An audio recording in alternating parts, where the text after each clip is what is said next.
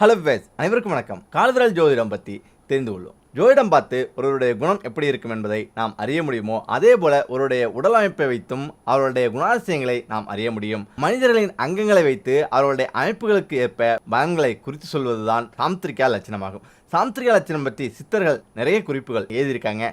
சரி, இப்பொழுது ஒருவருடைய கால்விரலை வைத்து அவர்கள் எப்படிப்பட்ட குணங்களை கொண்டவர் என்று பார்க்கலாம். முதல் வகை, மேல் படத்தில் காட்டியுள்ளது போல கால்விரல் உள்ளவர்களின் குணங்கள் எப்படி இருக்கும் என்று பார்ப்போம். இதுபோன்று கால்விரல் உள்ளவர்கள் எல்லோரிடமும் எளிதாக பழகுவாங்க, எளிதில் அனைவருடனும் நட்பாகி விடுவாங்க. இவர்கள் செய்யும் அனைத்து காரியங்களும் அனைவரும் உறுதியாக இருக்க வேண்டும் என்று நினைப்பாங்க. அதே போல மிக கடினமானவர்களை கூட மிக எளிதாக சமாளிச்சிடுவாங்க. மேலும் இவர் நல்ல கலைநயம் படைத்த கலைநயம் உள்ளவர்களாகவும் நல்ல ரசனை உள்ளவர்களாகவும் இருப்பாங்க. இரண்டாம் வகை, இந்த படத்தில் காட்டியுள்ளது போல கால்விரல் உள்ளவர்களின் குணங்கள் எப்படி இருக்கு என்று பார்ப்போம். மிகவும் தைரியசாலியாக இருப்பாங்க. அனைத்து காரியங்களையும் துணிச்சலுடன் செய்வாங்க. இவர்களுக்கு வெளியூர் பயணம் அடிக்கடி செல்ல விரும்புவாங்க. முன்கூட்டியே இவர்களுடைய அனைத்து காரியங்களையும் செய்து முடிக்க வேண்டும் என்று நினைப்பாங்க. மூன்றாம் வகை, மேல் படத்தில் காட்டியுள்ளது போல கால்விரல்கள் உள்ளவர்களின் குணங்கள் எப்படி இருக்கு என்று பார்ப்போம். இவங்க மிகவும் பொறுமை அற்றவர்களாகவும் எந்த காரியங்களையும் வெகு சீக்கிரம் செய்து முடிக்க வேண்டும் என்று நினைப்பாங்க. அதன் காரணமாகவே உடல் சோர்வடைவாங்க. அடுத்தவர்களின் கவனத்தை ஈர்க்க எந்த விஷயத்தையும் செய்ய தயங்க மாட்டாங்க. இவர்களுக்கு நல்ல பேச்சாற்றல் இருக்கும். அனைத்து காரியங்களுக்கு மிக நல்ல முடிவுகளை எடுப்பாங்க. நான்காம் வகை, மேல் படத்தில் காட்டியுள்ளது போல கால்விரல்கள் உள்ளவர்களின் குணங்கள் எப்படி இருக்கு என்று பார்ப்போம். இவங்க மிக சிறந்த சிந்தனையாளராக இருப்பாங்க. மிகவும் பொறுமைசாலியாகவும் கூட இருப்பாங்க. இவங்க எந்த காரியம் செய்வதா இருந்தாலும் பல முறை யோசித்த பிறகு அந்த காரியத்தை செய்ய தொடங்குவார்கள். இவங்க மிகவும் நேர்மையானவராக இருப்பாங்க. எந்த பிரச்சனையையும் தீர்க்கும் ஆற்றல் கொண்டவராகவும் இருப்பாங்க. ஐந்தாம் வகை, மேல் படத்தில் காட்டியுள்ளது போல கால்விரல் அமைப்புள்ளவர்களின் குணங்கள் எப்படி இருக்கு என்று பார்ப்போம். இவங்க வேலை செய்வதில் அதிக ஆர்வம் கொண்டவராக இருப்பாங்க. வாழ்க்கையை நன்கு அனுபவித்து வாழக்கூடியவராக இருப்பாங்க. இவங்க மகிழ்ச்சியாக இருப்பது போல மற்றவர்களையும் மகிழ்ச்சியாக வைத்துக்கொள்ள நினைப்பாங்க.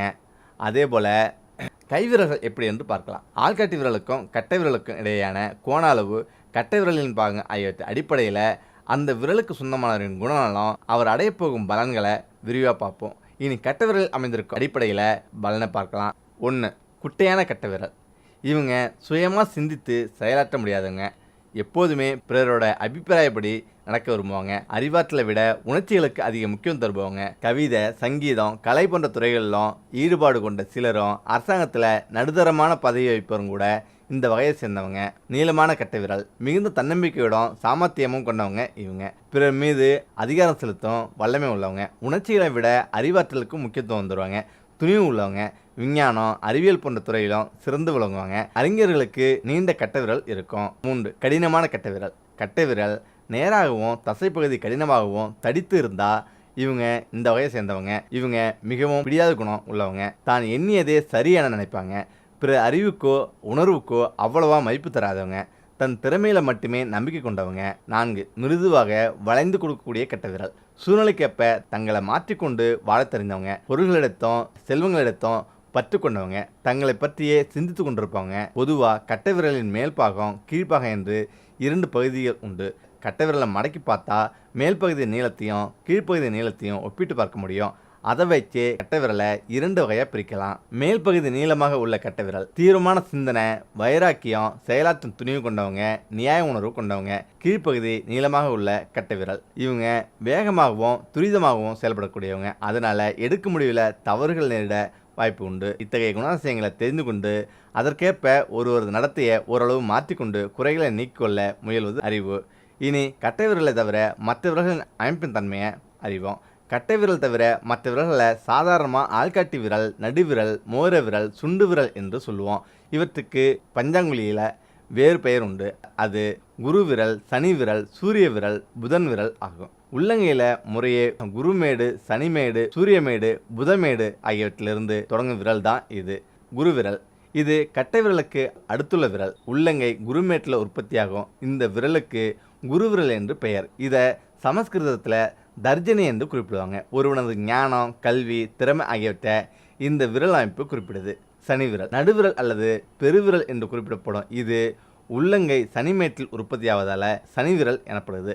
இதனை வடமொழியில் மத்திமா என்கிறோம். ஒருவனது வெற்றி, செல்வம், செல்வாக்கு முதலியற்ற இந்த விரலின் அமைப்பு விளக்குது. சூரிய விரல். கட்டை விரலுக்கு 3வது சூரியமேட்டில் உற்பத்தியாகும் இந்த விரல் சூரிய விரல்.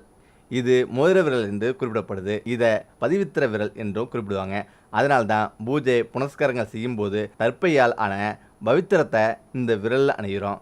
இதற்கு வடமொழியில் அனாமிக என்று பெயர். ஒரு மனிதனின் புகழ் பெருமை இந்த விரலின் அமைப்பால் தெரியும். புதன் விரல் கனிஷ்கா என்று குறிப்பிடப்படும். இதை சுண்டு விரல் என்கிறோம். புதன் மேட்டில் உற்பத்தியாக இந்த விரல் புதன் விரல் எனப்படும். இந்த அமைப்பு திருமணம் குடும்ப வாழ்க்கையை பற்றிய பல விவரங்களை தருது. அடுத்ததாக ஒட்டுமொத்தமாக விரல்களின் அமைப்பை கொண்டு சில விவரங்களை காண்போம். விரல்கள் உள்ளங்கையை நோக்கி வளைந்திருக்குமானால் படம் 5 அவர்களுக்கு உலகப்பற்றுடன் தன்னை பற்றிய சிந்தனையும் சுயநலமும் மிகுதியாக இருக்கும்.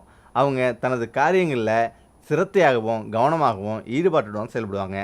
விரல்கள் புறங்கை பக்கமாக வளைஞ்சிருந்தா அதாவது அவங்க பிற நலம் கருதுவராகவும் தாராள மனப்பான்மை உடையராகவும் இருப்பாங்க. விரல்களுக்கு இடையே உள்ள இடைவெளியும் ஓரளவு சில குணங்களை குறிக்கும். கட்டை விரலுக்கும் குரு விரலுக்கும் இடையே இடைவெளி அதிகமாக இருந்தால் படம் 7 அவங்க அன்பு பண்பு மனிதநேயம் உடையவராக இருப்பாங்க. 2 குரு விரலுக்கும் சனி விரலுக்கும் மத்தியில் அதிகமாக இடைவெளி இருக்குமானா அதாவது படம் 8 அவங்க சுயமாக சிந்திச்சு செயல்படுவாங்க. மனதில் பட்டதை பளிச்சுன்னு சொல்லுவாங்க.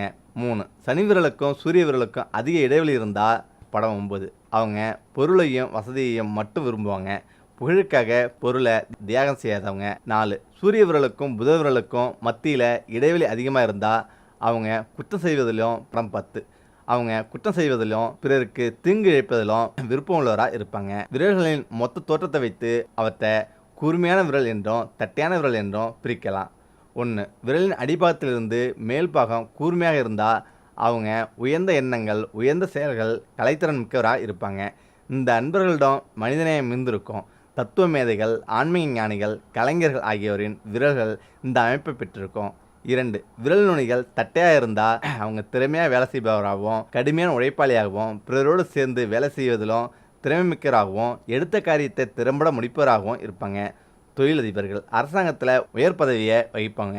விளையாட்டு வீரர்கள் திறமைமிக்க தொழிலாளர்கள் ஆசிரியர்கள் போன்றவர்களின் விரல்கள் இந்த அமைப்பை கொண்டிருக்கும். ஒரு சில விரல்கள் முதல் வகை அமைப்பிலும் மற்ற விரல்கள் 2வது வடிவமைப்பிலும் இருந்தாலும் அவங்க மேலே குறிப்பிட்ட 2 குணங்களும் கலந்தராக இருப்பாங்க. பஞ்சாகுலி என்னும் ரேகை சாஸ்திரத்தின் முந்தைய பகுதியில் கையின் அமைப்பு விரலின் அமைப்பு ஆகியவற்றை வைத்து மனிதர்களின் குணாதிசயங்கள் வாழ்க்கை அமைப்பு பாதிப்பு ஆகியவற்றை பற்றி தெரிந்து கொண்டோம். அதை தொடர்வது கைரேக சாஸ்திரத்தின் ஒரு முக்கியமான பகுதி உள்ளங்கையில் உள்ள மேடுகள் பற்றியது. உள்ளங்கையில் சதைப்பற்று மிக்க பகுதிகள் மேடுகளாக அமைந்துள்ளன.